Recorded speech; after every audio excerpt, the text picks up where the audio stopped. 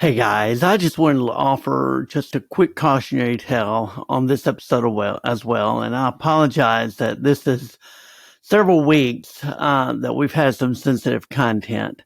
And while I think the vast majority of you are adults that listen to this, you may be driving down the road and have a child, but listening in the car. We don't want to offend anyone. But realities are as they were when we talked with Mark Sorsby a couple of weeks ago.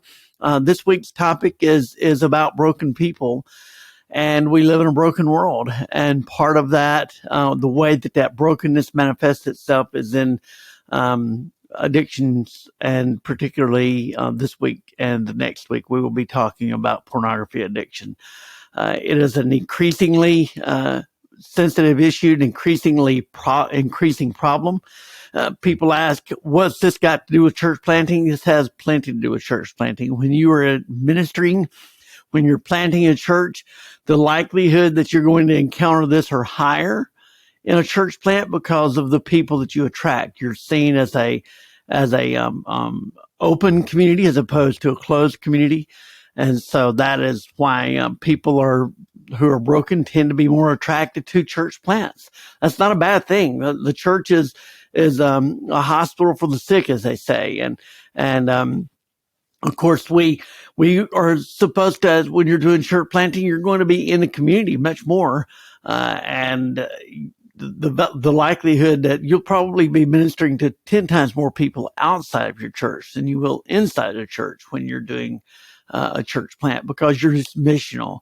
And you understand that God is sending us. So, again, today's topic is about pornography. Our guest, Bob Hunter, Dr. Bob Hunter does use language related to pornography.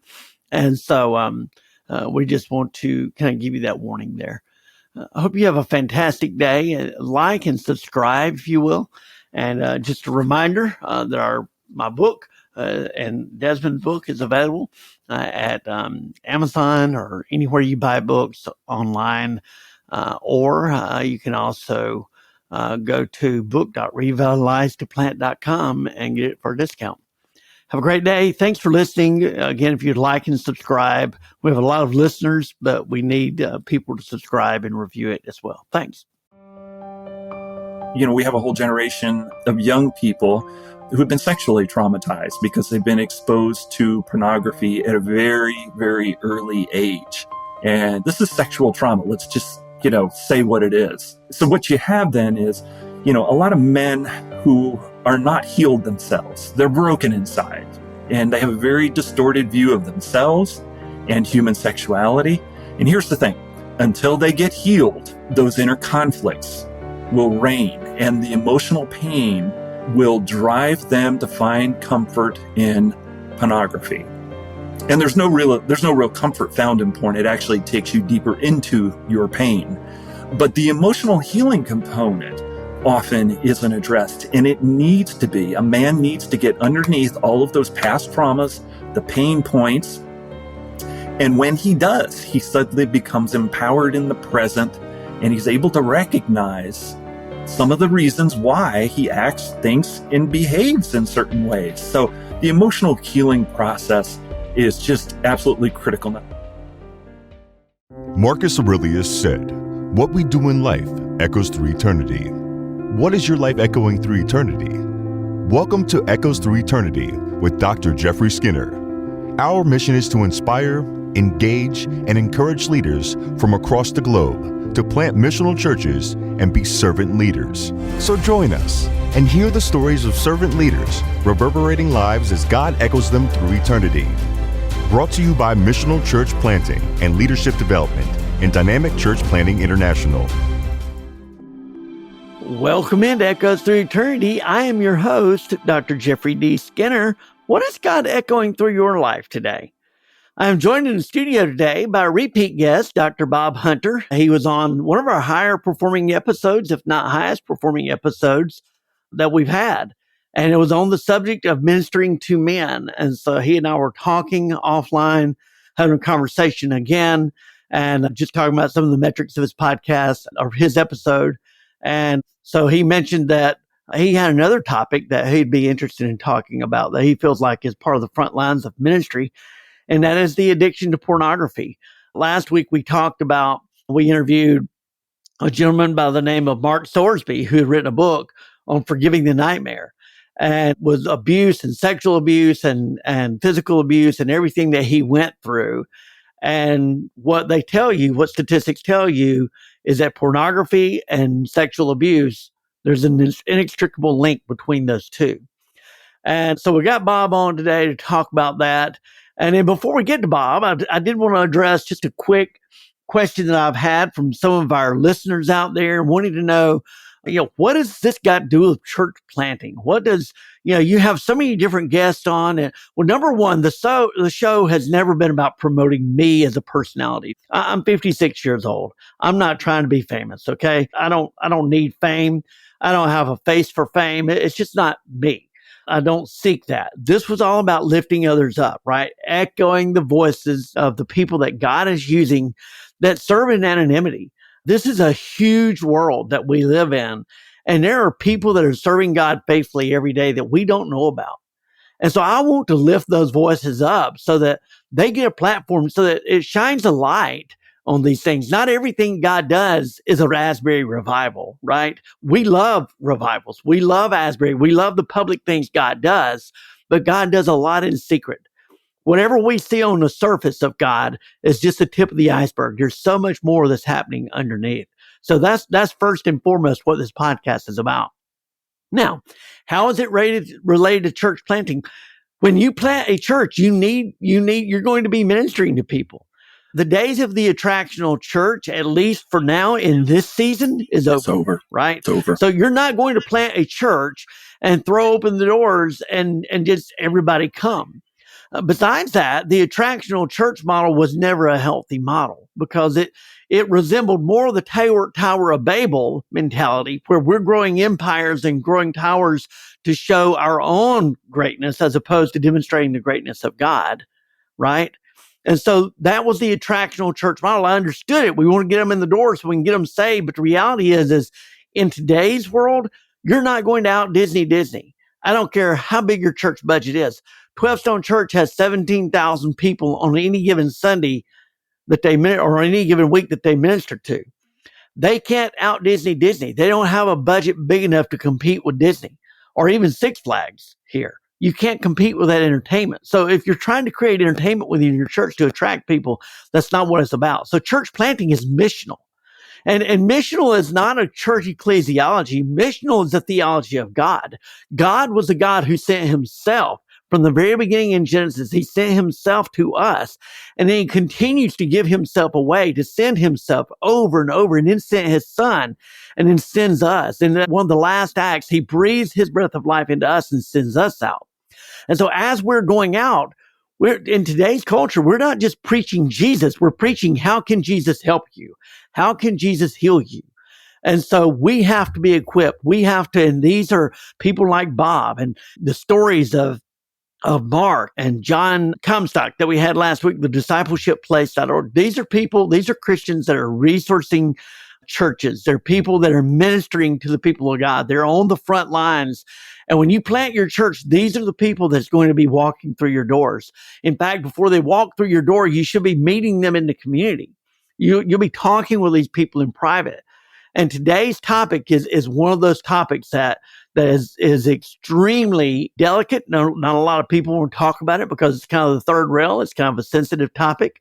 But simultaneously, Bob and I were talking before, literally all hell breaks loose when you start talking about this topic. The enemy does not want this brought to light. When you look at the examples in the New Testament, when the disciples or Jesus exposed the demons and the demonic activity, it was a battle. And they were screaming and yelling. They didn't go quietly into the night. It is a noisy process when you cast out demons. And I'm talking demons in a not necessarily literal sense here. Don't think I'm going charismatic. But anyway, so that's the topic today. So that kind of contextualizes the podcast for those of you who may be questioning, how is this related to church planting? Whether it be Rondi Smith at Red Stop Ministries rescuing the ladies that are coming in out of sex trafficking, which again is directly related to pornography use, or as Bob ministering to men and young boys. I've got an 18-year-old son. I've got a nephew who's 21 now. At the age of 9, they were exposed to pornography.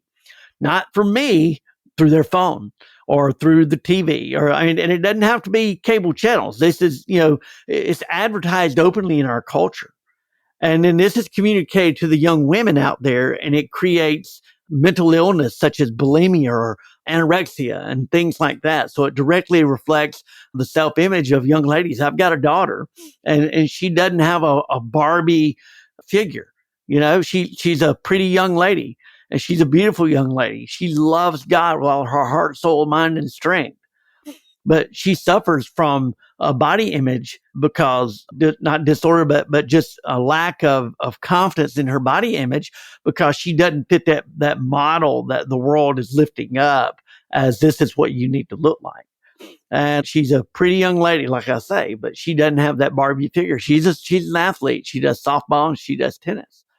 So anyway, with all that being said today, we'll get back to our host here. I didn't mean to go on a 10-minute monologue here, but I just wanted to contextualize things for everybody out there so they understand what our purpose is here. Number one is not building a brand for me. I'm not seeking human accolades. I don't need that. Don't want that. I want the accolades of God. And then the second thing is that this is lifting up the voices of others and want to show what God is doing. Ultimately, that is the goal, is to highlight the things that God is doing, not just in the daylight, but in the dark of night where the demons work. God is working there too. God exists in some of the darkest places. Jesus went to hell after he died in order to preach, in order to send the gospel to those that had not yet heard it. So anyway, Bob, great to have you again, brother. Sorry I went too long. That's all right. Hey, it's good to be back, but I think I'm on the wrong podcast. I received an email invitation to interview, and the topic was Bob Hunter ministering to men with pork addiction.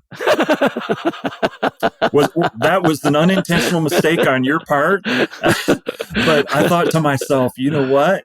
If that's the reality, I'm out, because I have a bona fide addiction to bacon.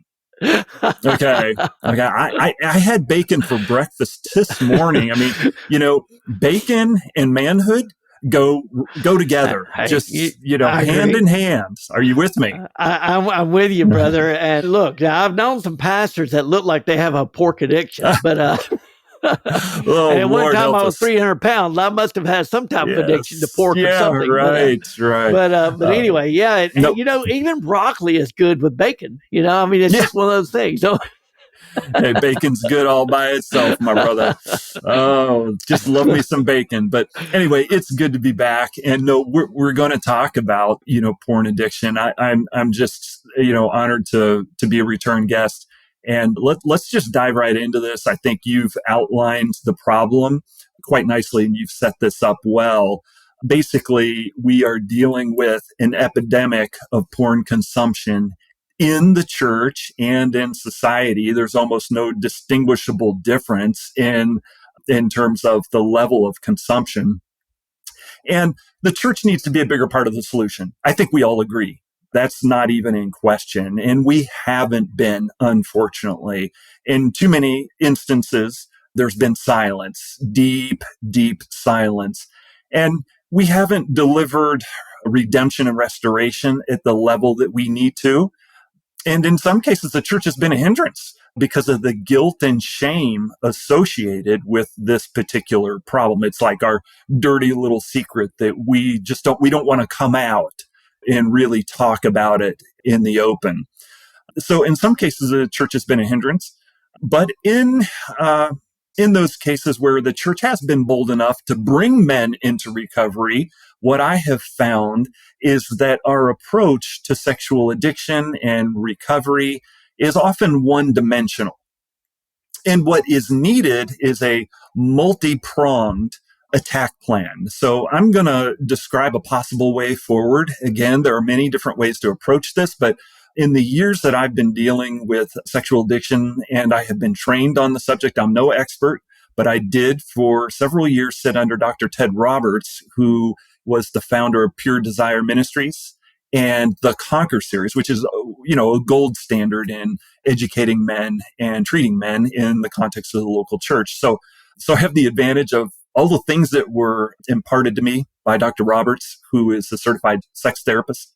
And I just have 30 years of having done it and helping men get free. So I've observed some things that I think might be helpful, and I'd like to put them out there for us to consider. So I'm really, really honored to be here. And Jeff, what you're doing is this is good work. This is frontline stuff. There aren't a lot of people that really want to tackle these tough topics. And so I'm glad to be here and to partner with you.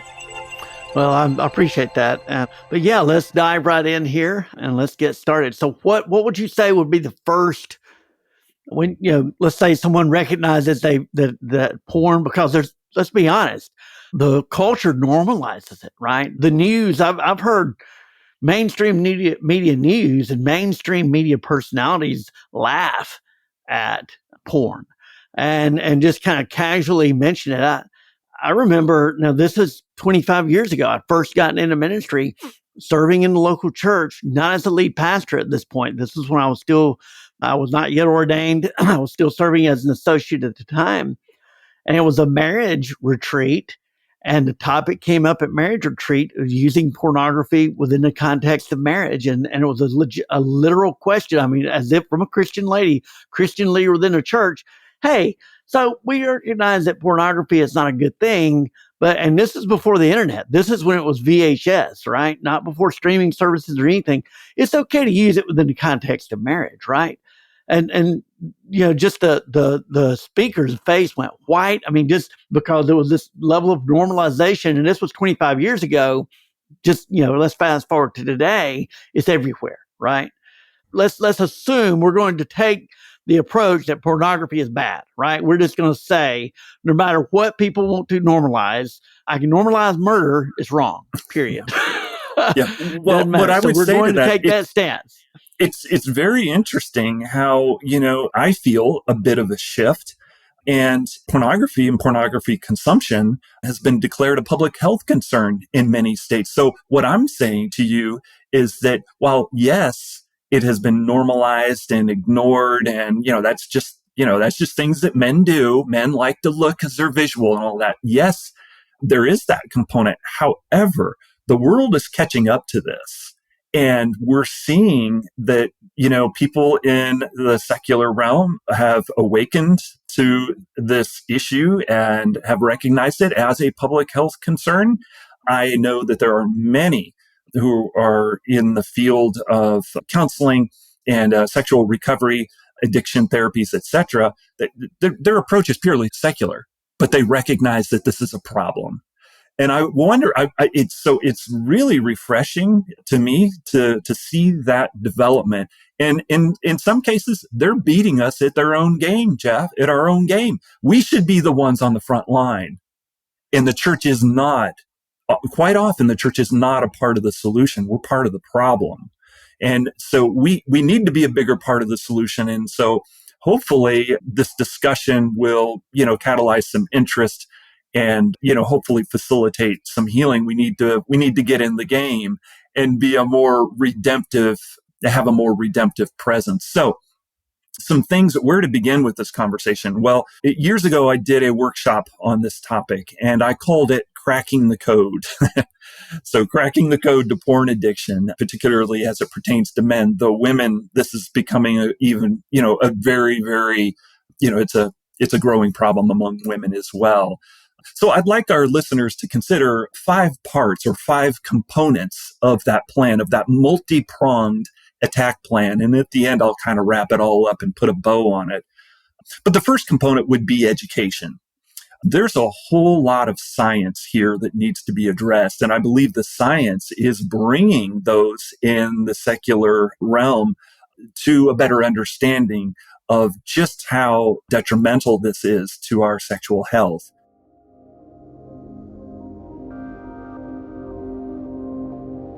Christian leaders everywhere are talking about Revitalize the Plant. Written by Drs. Desmond Barrett and Jeffrey D. Skinner, Revitalize to Plant is more than a philosophical approach to church planting and revitalization. The authors have experienced the crucible of leading in the trenches of ministry. It's gritty, practical, and most of all, recasts our vision and understanding of church planting and revitalization. Revitalize to Plant, now available on Amazon or revitalizetoplant.com. That's revitalizetoplant.com, the last resource you'll need to bring new life to your church. And so what I tell guys when they've come to me, and many have over the years, I say, look, you're going to need to go to school. Education is very important on this issue. And you need to understand that porn is a very powerful drug that hijacks your brain. It produces compulsive behavior and addictive qualities. And education will help you unpack the problem. So if you understand the problem, you have a greater chance of fixing it. And a lot of guys are just so naive here. They just think to themselves, well, I have a little moral problem. I need to confess it. No, you not only have a moral problem, you have a chemical problem. You have a physiological problem. There's a whole science that goes on that needs to be addressed. And guys need to understand it neurochemically, what's happening. And for a lot of guys, they just think to themselves, porn is just something guys do and I file it away. But no, it's really not just that. It's so much bigger. And because we're talking about the nature of addiction, we're talking about, dopamine levels in the brain and how men recover, why they relapse, your brain chemistry and how that affects behavior. So understanding that whole biochemistry component is really, really helpful. So I just, like to say to guys, hey, right up front, look, you're going to need to go to school. You're going to need to understand yourself. You're going to need to understand your arousal template. And just to give you an example of that, there's a lot of talk about arousal template. This all falls in the education category. I had a guy that was a parent in one of my youth groups many years ago. And he came to me one day and he says, Pastor Bob, I see you like to do all these group games and that they involve physical contact and kids are banging bodies up against each other. And as a youth sponsor, sometimes I'm inadvertently in contact with young females. And he said to me, you know what? I have to take myself out of the game because I'm totally wrecked for the next 2 days. I cannot handle contact with young girls. It destroys me because I'm getting aroused. And there was something disturbing about that, but also brilliant. He understood his arousal template and he was able to do something about it. And so this falls into the category of education. We need to go back to school. We need to understand what arouses us sexually and why that's happening. Why is that chemical response? Why does that occur? And maybe in understanding it, we can make sure that we're out of those situations. And to this man's credit, he took himself out of the situation and there wasn't a problem. And he was getting help in other areas, which was awesome. So the educational component often is neglected. It's often neglected. Nobody wants to go back to school. It's a lot of work. Okay. It's a lot of understanding. But nonetheless, education it's vitally important. And so it's a component. It's a part of that multi-pronged attack plan that I'd like to propose. Yeah. You talk about arousal. What was the term you used? The arousal template. Mm-hmm. Trigger, I think, is another term. Trigger, it would be another way to describe it. What is it? What are your triggers? And so avoid those triggers. I remember having a conversation with a guy one time. It was around pornography, actually. And so he was confessing to me that they had a problem. And I said, look, dude, I said, here's the situation. I said, if you're afraid of heights, are you going to go to the top of a building, walk to the edge of that building, and then look off the edge of that building? Well, no, that'd be stupid. I'm afraid of heights. So it's the same thing with your triggers, right? If you know that something is a trigger for you, stay away from it. If I'm an alcoholic, I'm not going to put beer in my refrigerator. If I'm not going to go hang out in a bar with a bunch of friends, if cigarettes are a trigger for me to smoking, I'm not going to go hang out with a place with a bunch of guys that are smoking because it's going to trigger me. Or maybe it's eating. And so they have to figure out alternative ways. There's a great book out there called Atomic Habits. And it talks about, and I can't remember the name of the author off the top of my head. It's a very popular book, though. But he talks about those small changes, and I think that's probably where you're heading is begin making these small changes here. Yep, exactly. And again, this is the educational component. So it's encouraging men to understand the problem. You have to unpack the problem, understand your body, understand the physiological aspects that are in play. And once you understand it, now you have a chance. Now you have a chance to address the issue and feel maybe a little bit more empowered because you understand what's going on neurochemically in your brain. And so the educational component, again, often neglected, but very, very important. Well, the second component is emotional healing. And there's a lot here. We've known this. It's very difficult to address. So a lot could be said, but there's a whole range of damaged emotions that can drive a man to seek comfort in porn. It's unresolved pain points from the past, childhood traumas, perhaps a father wound, a mother wound. Maybe you're the son or the daughter of a narcissistic parent.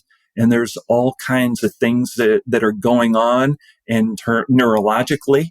We have a whole generation of young people who've been sexually traumatized because they've been exposed to pornography at a very, very early age. And this is sexual trauma. Let's just, say what it is. So what you have then is, a lot of men who are not healed themselves. They're broken inside and they have a very distorted view of themselves and human sexuality. And here's the thing, until they get healed, those inner conflicts will reign and the emotional pain will drive them to find comfort in pornography. And there's no real comfort found in porn. It actually takes you deeper into your pain. But the emotional healing component often isn't addressed, and it needs to be. A man needs to get underneath all of those past traumas, the pain points.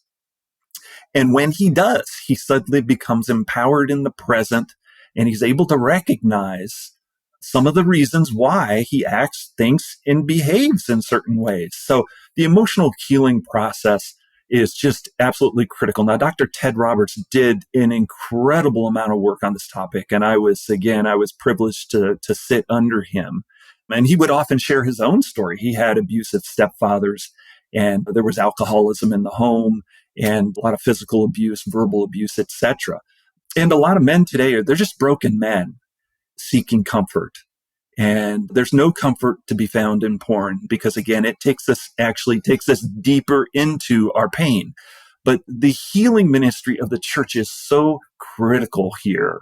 Men need to get healed. And when they're healed, they have a better chance at addressing this issue and overcoming addictive behaviors. Yeah.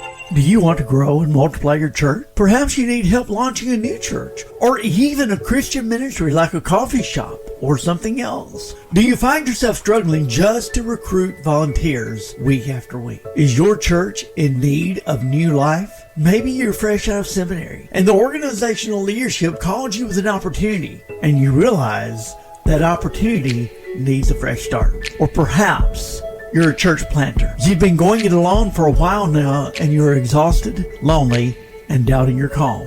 We understand. Church planting, launching a new church is hard. Missional Leadership Coaching is here to help. Go to missionalleadershipcoaching.com and click on our free offer to get started today. That's missionalleadershipcoaching.com. We look forward to helping you. Because the chemically what happens there, if I'm understanding correctly, the porn creates a dopamine response within the brain. It does. Which acts as almost like an analgesic. So it kind of numbs that pain short term because it releases all the endorphins and everything within the brain. And serotonin and adrenaline. And chemically what's going on is it's an incredible, thrilling high, erotica, if you want to call it that. But then the problem is it's like jumping off of a cliff. And each time, you go deeper into the valley. and there's guilt, shame, and all kinds of misery, and you claw your way back out of that valley. And you get to a point where you start feeling like, hey, I'm feeling pretty good. It didn't destroy me. It's not going to keep me down. And you get a little confident, and it isn't long. And, you seek that comfort again. And that's part of the addictive cycle. And a good counselor, and there are many who understand, addiction recovery, can help a man work through this process of emotional healing. Yeah. Now, I do want to step back just a minute. And so you mentioned earlier, you said that the society, so you and I are talking about addiction here. And you're right. I have seen society begin to address the addiction more. What they don't address is casual use, though. And casual use is just as bad as addiction. It can lead to addiction, but there, we can casually use alcohol and not become addicted. The likelihood, though, that you can casually use porn and not become addicted is very low. It's very low. It's very low. And definitely there's a distinction to be made between compulsive behavior, which is anxiety driven, and a full blown addiction where now we're talking about, actual chemical, something that's going on chemically, because you're addicted to the dopamine and the high and the adrenaline, etc. So there's a lot to go on, and I'm not, a licensed counselor or, a clinician that can really, decipher all of the, the nuances that are there, though we need to be aware of them, and we need to make sure that we can defer to the professionals. And I think that there's a lot to be said there. The healing process, as we would all agree, is critical, but often neglected. Not a lot of people want to deal with the baggage. We have a whole generation of a traumatized youth, and they've been exposed again to pornography at the age of 9. They're seeing things graphically that are just, so damaging psychologically. So emotional healing, we're going to have to get better at it as a church. We need to be healing places. We need to create space for men to heal, men and women to heal from their past trauma. And, a lot of people want to slow down to do that because that takes time. That's messy. Do we really want to slow our ministry down because we want to keep growing? Well, we have to, because if we don't, these people go through life and they're broken, and compulsive behaviors and addictions will happen. Yeah. And that gives me an opportunity to talk about one of the principles from church planting, as well as multiplication.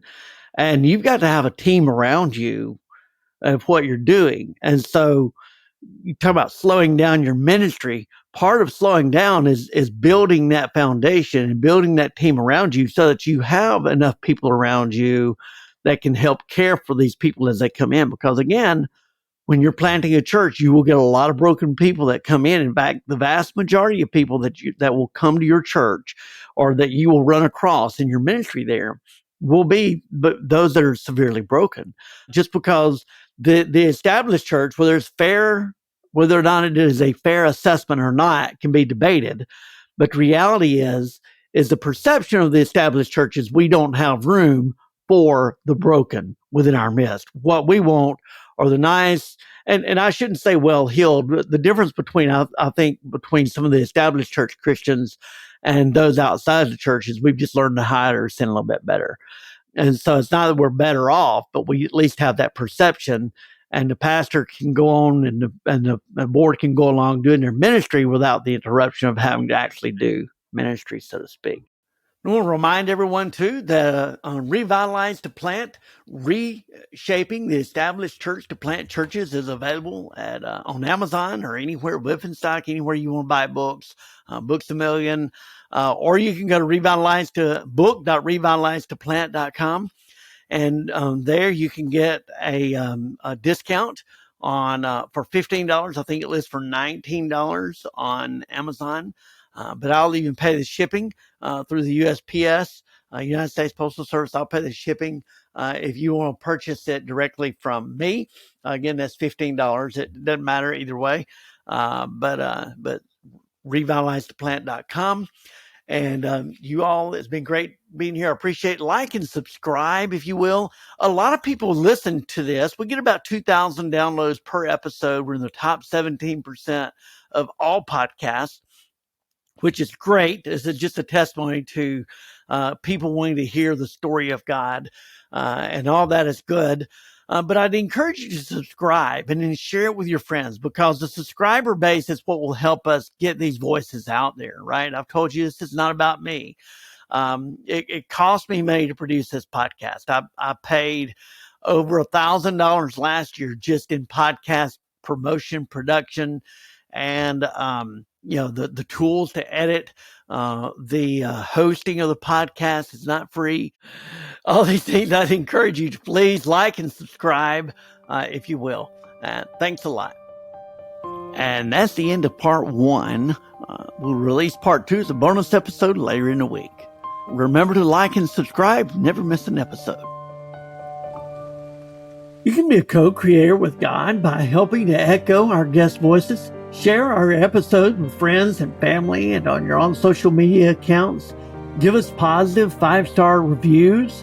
The more positive reviews we have, the more visibility we have, and the more voices that are echoed through eternity. We often invite guests who are serving faithfully year after year, often in anonymity in their respective roles in ministries. God sees them, and the reality is for a good kingdom leader, that's enough. We do not do what we do for the accolades of humanity. We do it because we're called by God. But I believe that God uses people like you and I to continue those reverberations and echo them throughout eternity. You can partner with God by liking, subscribing, writing a quick positive 5-star review, and again, sharing those voices with friends and family and on your own social media accounts. Those reviews will eventually lead to other guests who have larger platforms that have more listeners, who will then in turn listen to the show. And again, it further echoes those voices, which is the whole vision of the Echoes Through Eternity podcast here, is to continue echoing those voices that God is echoing through eternity there. So like and subscribe and review us if you would. We'd appreciate that greatly.